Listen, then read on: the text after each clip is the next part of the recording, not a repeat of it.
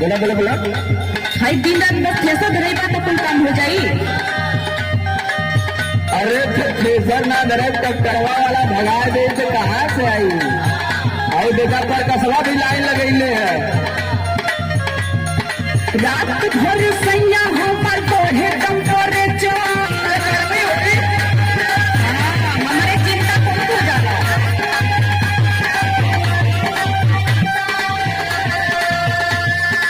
Cooler में रहा, cooler में।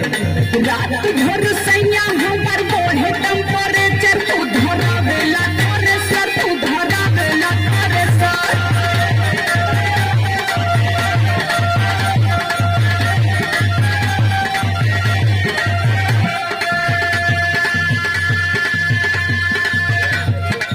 अरे 4 दिन का लहार बाहर है, कमा लगे कुछ नहीं तो वही है। नवमी का मेला आ जाए तो लघु प्याज बदे मुंह बनावे तब तो है कुल चीज चाहे लगी।